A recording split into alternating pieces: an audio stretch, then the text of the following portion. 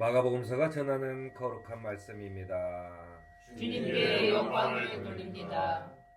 예수께서 그를 무리로부터 따로 데려가서 손가락을 그 귀에 넣고 침을 뱉어서 그의 혀에 손을 대셨다.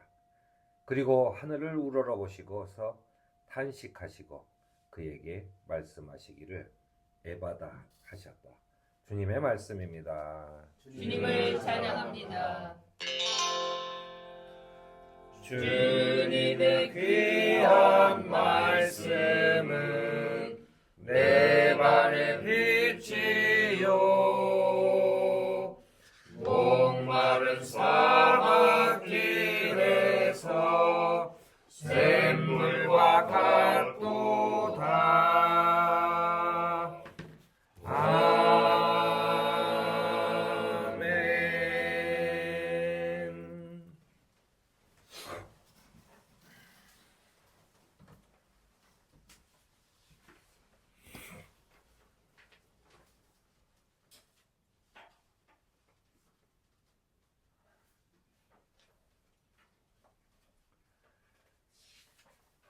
예수께서 갈릴리 바닷가에 오셨을 때 사람들이 귀먹고 말 더듬는 사람을 예수께 데려와서 손 얹어주시기를 간청합니다. 귀먹고 말 더듬는 사람. 예수께서는 첫 번째로 그를 무리로부터 따로 데려가고 그 다음에는 그의 귀에 손을 넣고 침을 뱉어서 그의 혀에 손을 대셨다. 그리고선 하늘을 우러러보시고 탄식하시고 그에게 말씀하시기를 에바다, 열려라 라고 얘기를 하십니다. 믿음이라고 하는 것은 하느님에 대한 아는 것, 그게 믿음은 아니죠. 하느님에 대해서 아는 것이 내 삶으로 연결되는 전 과정을 우리는 믿음이라고 얘기합니다. 우리가 교회에서 흔히 쓰는 말은 은혜, 사랑, 자비, 긍휼 이런 말들이 있습니다. 이런 단어들은 우리가 생각할 때 단순하게 교회 용어예요. 우리가 절에 가서 스님의 얘기를 들으면 불교 용어가 다르죠. 또 기독교에 오면은 기독교의 용어가 다릅니다. 같은 종교인 것 같지만 천주교에 가도 또 그 용어들이 달라요. 이런 용어들이 다른 것이 각자의 그 단어의 의미들이 있죠. 그런데 우리는 보통 겉모습만 보기 때문에 그 사람이 쓰는 단어를 가지고 저 사람은 불교인, 저 사람은 기독교인, 저 사람은 천주교인 뭐 이런 식의 얘기를 하게 됩니다. 말하는 본인도 무슨 뜻인지 잘 모르고 듣는 사람도 잘 몰라요. 그냥 저거는 기독교에서 쓰는 어떤 그 특수한 용어라고 인식하게 되죠. 그리고 그래서 어떤 단어에 대해서는 자기가 주관적으로 해석한 단어들이에요. 그냥 각자 다 생각하는 게 달라요. 예를 들어 은혜 하면은 생각하는 게 다 달라요. 하지만 그냥 서로 쓰는 거죠. 매우 추상적인 개념이에요. 은혜가 뭔데요? 라고 물어보면 선뜻 뭐라고 대답할 수가 없는 상황이 돼요.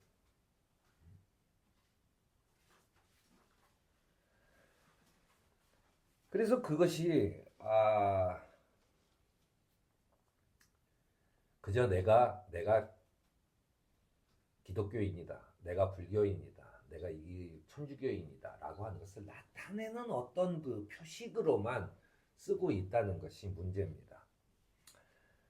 이게 이제 조금 더 많이 나타나는 게 전 세계에서 한국 교회가 성경 공부를 가장 많이 한답니다.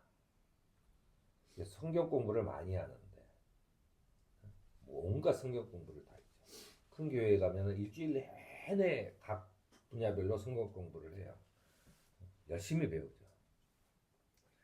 그런데 그걸 다 한 사람이나 성경 공부를 한 번도 안 한 사람이나 대답하는 게 비슷해요.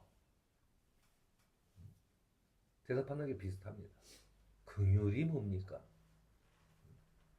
그랬을 때 선뜻 뭐라고 대답하기가 쉽지 않아요. 그냥 불쌍히 여기는 거야 라고 대답하고 그 다음에는 할 말이 없죠. 우리가 그 기독교에서 이런 얘기를 많이 씁니다. 성경 공부나 설교가 끝나면 예배가 끝난 다음에나 이렇게 했을 때 목사한테 은혜 많이 받았습니다 하고 인사를 합니다.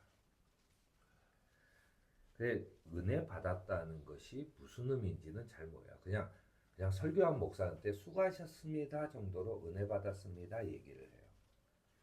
제가 목사님들 모임에서 내가 우리 교회 할 것이 있다 하면서 우리 교회는 예배가 끝난 다음에 아무도 은혜 받았습니다라고 얘기를 안 한다라고 하는 것을 자랑한 적이 있어요. 그게 무슨 말이냐면 사실은 은혜 받았다라고 하는 말은 굉장히 무서운 말입니다. 은혜 받았다는 말은 사실은 내가 오늘 나올 때까지는 좀 더 돈을 더 많이 벌고 싶고 쟤보단 내가 더 승진해야 되고 내가 좀 더 여기에서 아파트 평수도 늘려야 되고 차도 더 고급스러운 걸로 바꿔야 되고 하는 생각으로 가득 찼는데 당신의 설교를 듣고 주님으로부터 은혜를 받아서 앞으로는 그렇게 살지 않겠습니다라고 하는 것을 의미해요. 그게 은혜 받은 거죠. 은혜 갚은 깍지의 그 은혜가 아니란 말이에요. 기독교에서 말하는 은혜라고 하는 것은. 그러니까 그 누구도 사실은 함부로 은혜 받았다고 말할 수 없는 겁니다. 그런데 그걸 버릇처럼 써요. 그러면은 사람들이 저 사람은 교회 다니는 사람. 그냥 이럽니다. 그러니까 교회 다니는 사람의 일종의 암호예요. 배지 같은 거예요. 나 교회 다녀 하는. 그러니까 그런 식으로 하나님의 말씀이 소모되고 있는 것 자체가 이 기독교를 끊임없이 타락으로 이끌어가는 것이라는 것이죠. 우리는 보통 은혜 받았다라고 얘기할 때 설교를 듣다가 어느 순간에 한순간에 갑자기 마음에 찡해요. 아프리카에 가면 그 불쌍한 애들이 있고 동남아시아에도 막 굶는 애들이 있고 이런 얘기하다가 그래 우리는 진짜 이렇게 잘 먹고 잘 살지 하고 진짜 우리는 은혜 받은 거야 하고 은혜 받았다고 생각해요. 그러면서 자식한테 얘기하죠. 너는 새끼야 아빠 엄마 잘 만나가지고 그래도 밥은 안 굶고 사니까 이런 얘기. 그 은혜 받은 게 아니에요. 왜냐면 그것 때문에 자식하고 싸움이 생기잖아. 그건 은혜 받은 게 아니에요. 저주를 받은 거죠. 사도 바울이 이렇게 얘기합니다. 여러분은 자기가 믿음 안에 있는지를 스스로 시험해보고 스스로 검증해 보십시오. 그런 거예요. 여러분은 그리스도 예수께서 여러분 안에 계시다는 것을 알지 못합니까? 그러니까 내가 누구에게 얘기할 때 그 옆에 예수님이 늘상 계시다는 것을 당신이 아냔 말이에요. 그걸 인식하고 사느냐는 거예요. 응? 그걸 인식 못하니까 아무 얘기나 막 하는 거 아니에요. 예를 들어 내가 뭐 존경하는 선생님이나 누구랑 같이 있는 자리에서는 누구를 대할 때도 그렇게 대하지 않죠. 그런 거예요. 그렇게 그 예수님이 우리 안에 있다는 것을 알지 못한다면 사도 바울이 이렇게 얘기해요. 여러분은 실격자입니다라고 합니다. 아무리 교회를 오래 다니고 뭐를 어떻게 했어도 당신은 실격자다라고 하는 얘기예요. 그래서 교회에서 쓰는 개념들에 대해서 자기 삶에서 스스로 검증해야 됩니다. 은혜가 뭐지? 하느님께서 나에게 거저주시는 어떤 거지? 그것을 아는 게 문제가 아니에요. 그거 아는 것도 아니에요. 안다고 무슨 상관? 내가 좀 더 안다고 내 눈에 그 밝기가 조금 더 밝아지는 것도 아니고 내 삶이 조금 더 나아지는 것도 아니에요. 뭐냐면 내 삶이 그렇게 바뀌어야죠. 나는 거저 사는 삶을 사는구나 라고 하는 거죠. 그 삶이 바꿔가는 과정이에요. 사실 사도 바울은 당신들이 그렇게 삶이 끊임없이 자기를 검증하면서 자기를 옆 사람이 아니라 자기를 검증하면서 살아가는 것을 그렇게 얘기합니다. 살아가야 된다라고 하는 거예요. 그게 은혜 안에서 사는 거예요. 한국 교회가 많이 하는 이야기 중에 기도하면서 주님의 영광만을 드러내게 하여 주십시오라고 기도합니다. 근데 주님의 영광을 드러내는 게 뭐지? 라고 하는 생각을 해보면 주님의 영광이 드러나는 것이 뭔지 잘 몰라요. 어떻게 하면 주님의 영광이 드러나지? 보통은 아마 이렇게 생각했어요.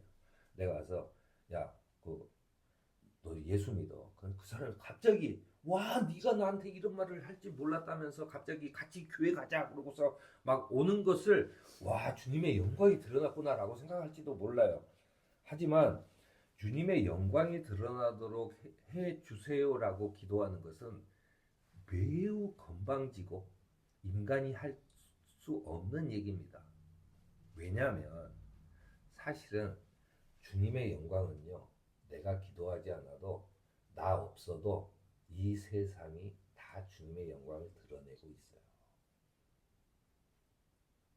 주님의 영광이 다 드러낸다고. 내가 누군데 예수님 저희 주님한테 당신의 영광을 좀 드러내 보이세요. 응? 지구가 이게 뭡니까? 라고 따지는 거잖아요. 주님의 영광이 드러나는 거예요. 항상 어디서나 드러나고 있는 겁니다. 주님의 영광이 드디어 빛날 때는 언제냐? 내가 그의 삶을 따라서 살 때, 그때 그 빛나는 주님의 영광이 드러나게 되는 거죠. 요즘에 그 교회가 쇠락하고 하는 것이 저는 경제적으로 많이 사람들이 부유해졌고 또 인터넷이나 이런 것의 발달로 사람들이 많은 걸 알게 되면서 더 이상 교회가 필요하지 않은 게 됐다고 생각을 해요. 그런데 교회는 이 교회 지금의 한국 교회가 위기라면서 전도를 아주 전투적으로 하기 시작하는데 그 전도가 뭐냐면 다른 교회에 다니는 사람 뺏어오게요. 이게 교회가 무슨 보험회사도 아니고 제가 우리 동네 포장마차 쳐놓고 KT 인터넷을 선전하는 거기에 앞에 현수막에 재밌는 글을 봤어요. SK, LG 사용자 여러분, 당신들이 통신사를 옮기는 것은 아무것도 아닙니다. 이런 거죠. 나같이 KT 가입자는 내가 옮기는 것도 아무것도 아니겠네라는 생각을 하게 되죠. 응? 근데 저게 오라는 소리인지 가라는 소리인지 나는 이해를 못하겠어요.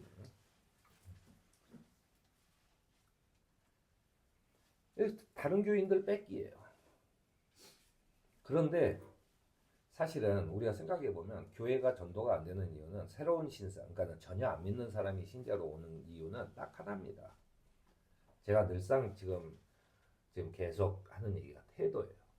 대부분 다 교회가 마음에 드는 게 아니라 교회 다니는 사람이 마음에 들어서 안 나오는 겁니다. 우리가 인간관계를 가질 때 우리가 여러 친구들이 모여서 얘기할 때 오늘 그 짜장면을 먹을까 짬뽕을 먹을까 생각을 할 때도 나는 마음속에 짜장면이 생각이 났어. 근데 내가 저 싫어하는 친구가 짜장면 얘기를 하면 짜장면이 안 먹고 싶어요. 그런 거야. 쟤 때문에 싫은 거예요. 그러니까 교회가 안 오는 것은 지금까지 교인들이 기독교인들이라고 통속적으로 얘기하는 사람들이 이 사회에 끼쳤던 영향력이 뭔지를 생각해야 돼요. 그 사람들 꼴보기 싫어서 안 오는 거예요. 그거를 왜 예수님이 잘못됐다고 자꾸 얘기해. 자기는 잘못이 없다고 얘기하고. 그거야말로 진짜 잘못된 거죠. 사회에서 생활은 경쟁에서 남을 이기려고 남에게 상처를 주고 나만 하느님의 은혜를 받아서 잘 됐다고 같은 교인 사람들도 무시하고 경쟁에 관심 없는 사람들에게는 사람들은 볼 때 교회나 아니면은 미아리 점집이나 무슨 차이가 있는지 잘 몰라요.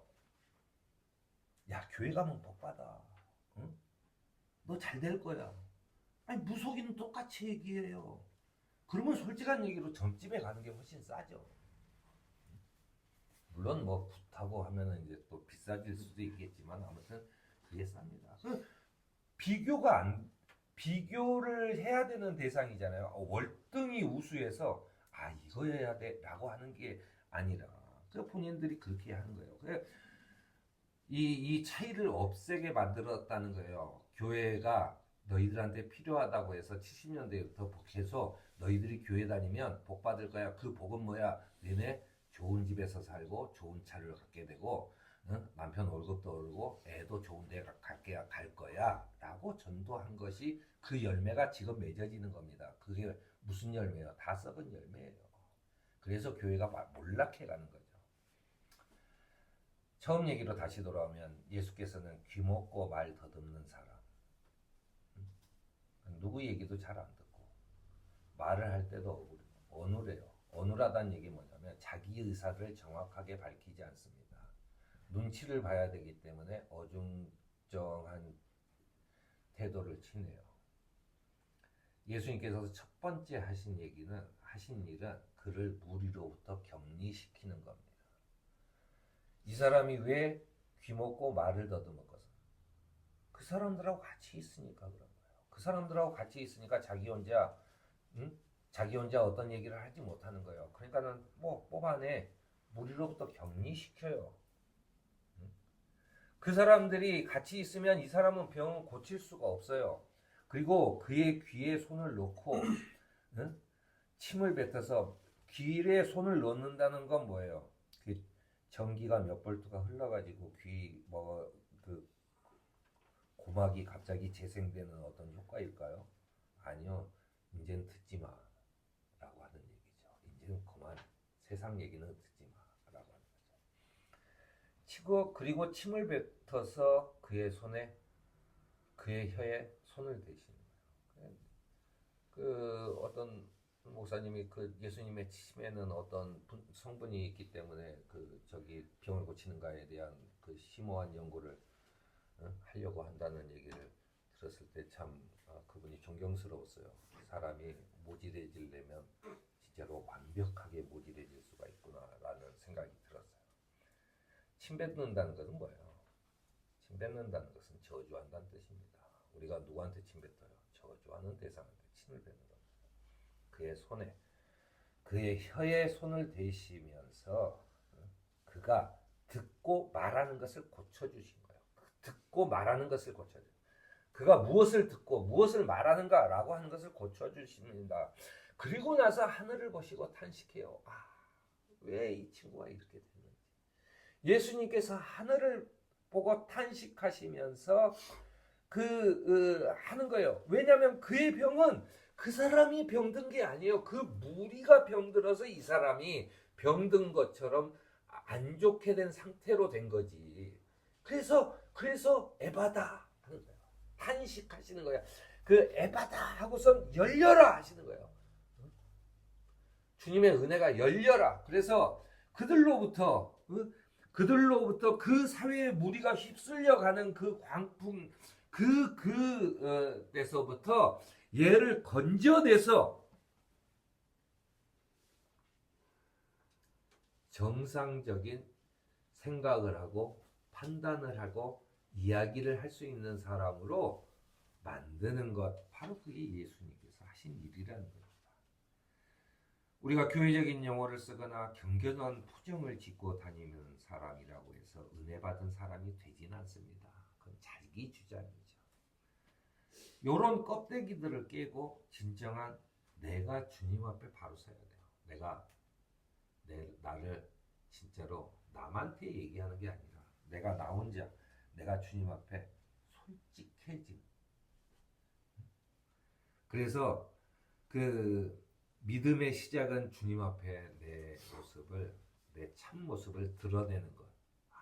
저는 이런 사람입니다. 라고 하는 것을 드러내는 데서부터 시작한다는 것을 생각하면서 믿음의 생활을 하는 저와 여러분이 되기를 바랍니다. 아멘.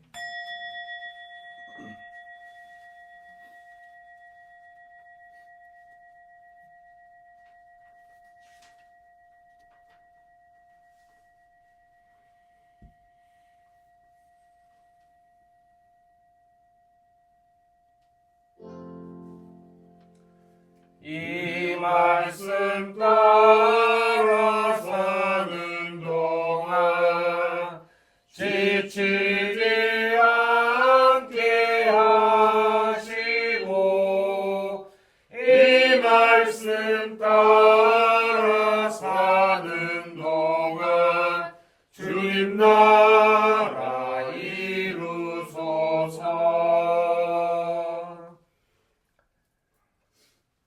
나는 전능하신 아버지 하나님 천지의 창조주를 믿습니다. 그의 그의 자신 아들 우리 주 예수 그리스도를 믿습니다. 그는 성령을 잉태되어 동정녀 마리아에게서 나시고 본디오 빌라도에게 고난을 받아 십자가에 못 박혀 죽으시고 장사된 지 사흘 만에 죽은 자 가운데서 다시 살아나셨으며 하늘에 오르시어 전능하신 아버지 하나님 우편에 앉아 계시다가 거기로부터 살아있는 자와 죽은 자를 심판하러 오십니다. 나는 성령을 믿으며 거룩한 공교회와 성도의 교회와 죄를 용서받는 것과 몸의 부활과 영생을 믿습니다. 아멘. 서로에게 복을 빌며 그리스도의 평화를 나눕시다. 주님의 평화입니다.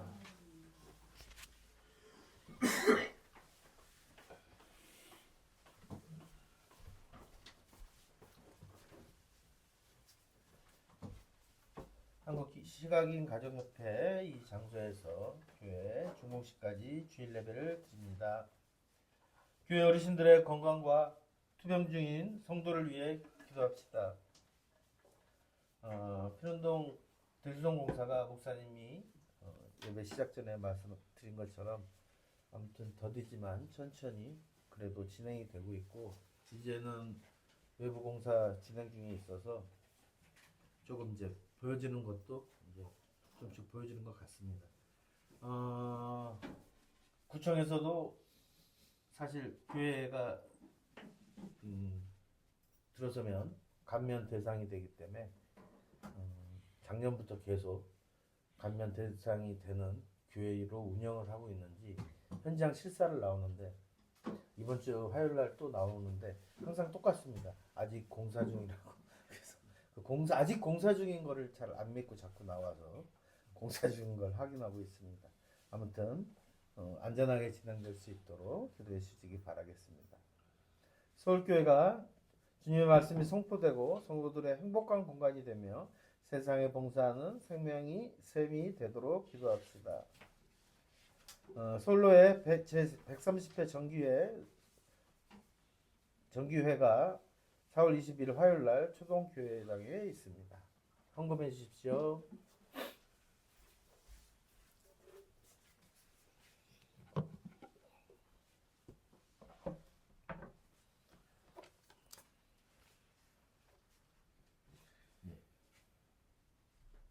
김한솔 감사 헌금 드리셨습니다. 주저헌금으로 성도 여러분들 헌금 드리셨습니다.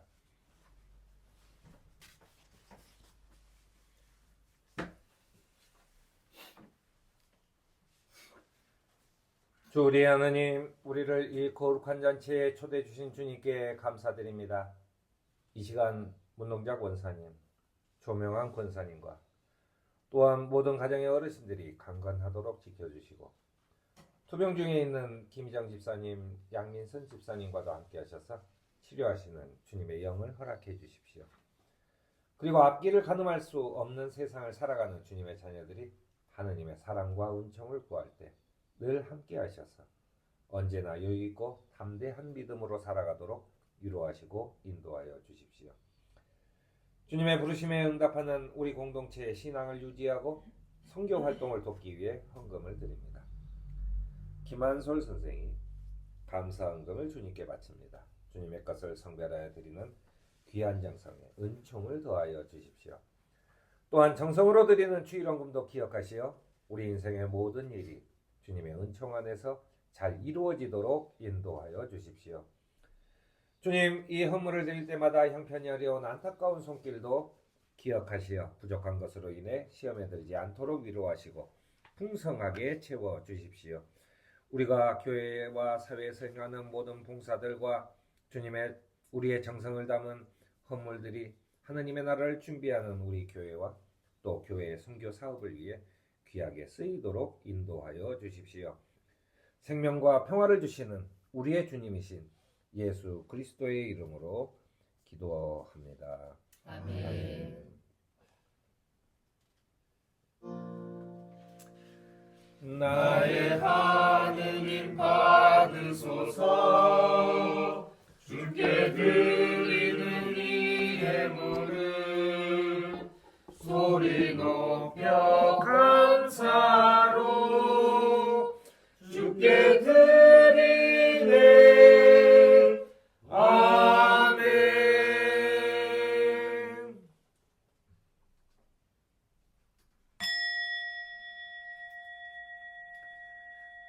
사랑하는 성도 여러분, 그리스도께서는 서로 평화롭게 살고자 애쓰는 이들을 주님의 식탁으로 초대하십니다.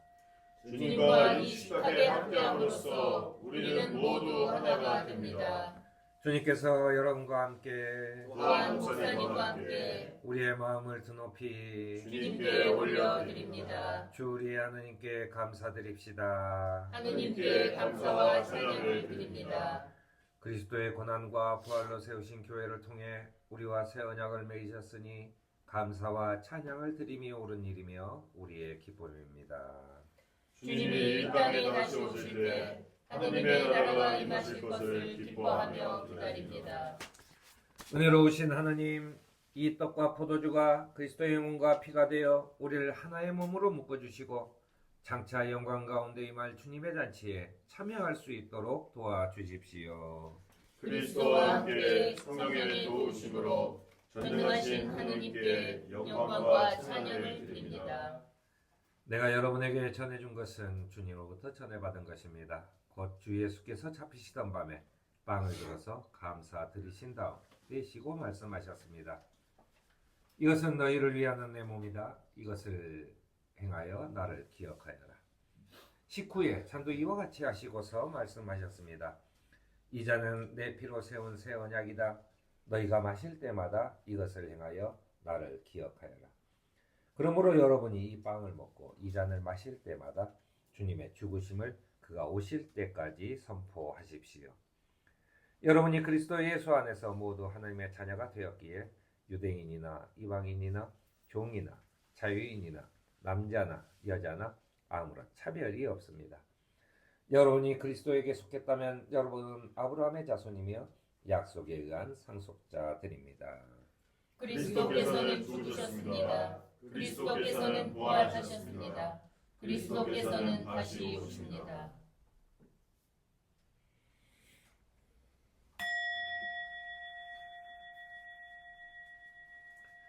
생명의 주님, 교회를 위해 일하는 여러 청지기들을 기억해 주시고 특히 우리보다 먼저 주님의 부르심을 받은 고 곽동현 성도, 고 박기심 권사, 고 정화종 권사, 고 배성산 목사,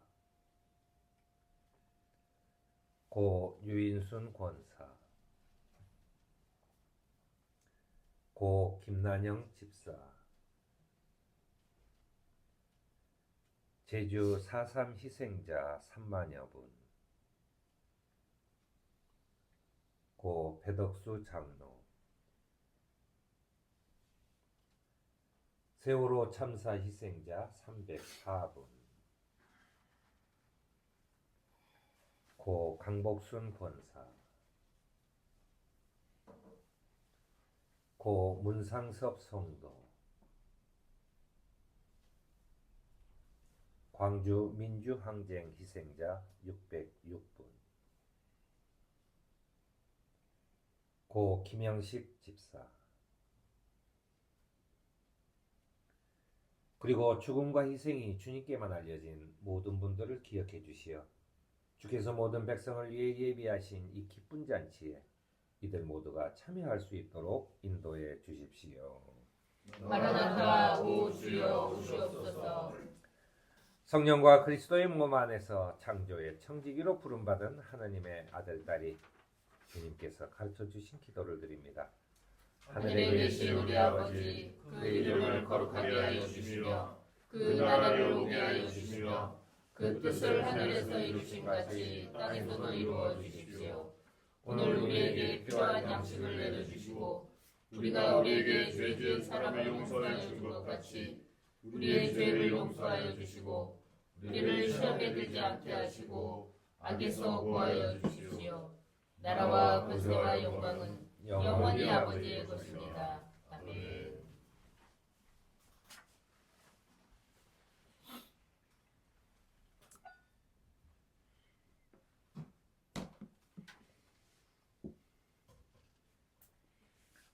이 떡은 생명의 떡입니다. 아멘.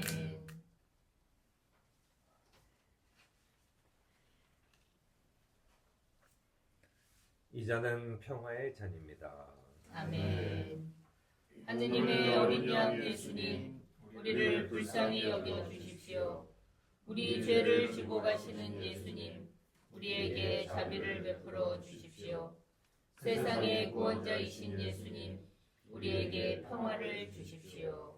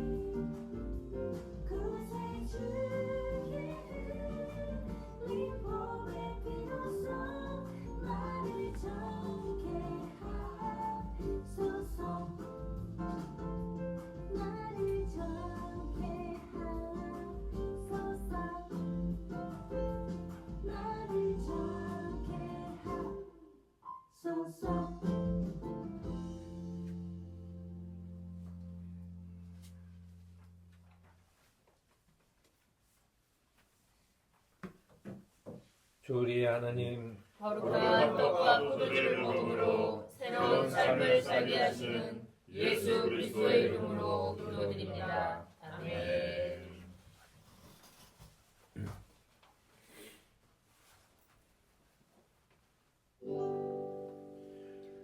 주 함께 하소서. 주 함께 하소서. 세상에 나아가기 전 주님께 배우니 주 함께 하소서. 아멘. 아멘. 아멘.